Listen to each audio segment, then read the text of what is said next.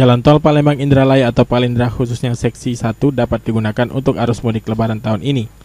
Ditargetkan pertengahan Juni 2017, jalan tol Palindra seksi 1 sepanjang 9 km akan dibuka dan tidak dipungut biaya. Hal ini dilakukan untuk mengurangi tingkat kepadatan selama arus mudik di jalan nasional dari Palembang Indralaya.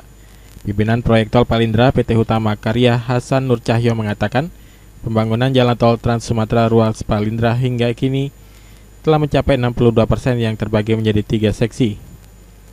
Seksi 1 sepanjang 9 km, seksi 2 sepanjang 7 km, dan seksi 3 sepanjang 10 km. Penetapan tarif tol yang baru dioperasikan pada November mendatang. Untuk itulah para pemudik yang melintas untuk sementara tidak akan dikenakan pungutan biaya alias gratis. Pada pertengahan Juni mendatang, seksi 1 ditarget selesai dan uji layak fungsi dan uji layak operasi biasanya memakan waktu sekitar 2 bulan.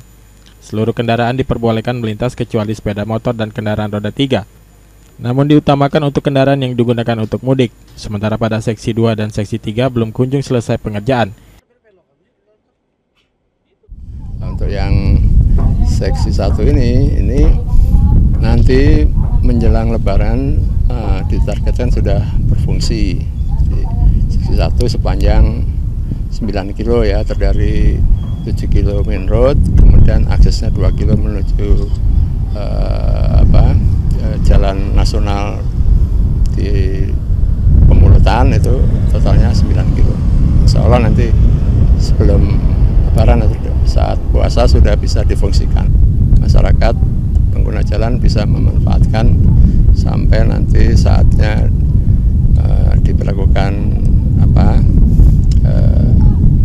secara resmi sebagai jalan berbayar. Pihak HK menargetkan pengerjaan tol Palindra secara keseluruhan rampung pada November 2017. Julius Tumban Gaul, PAL TV.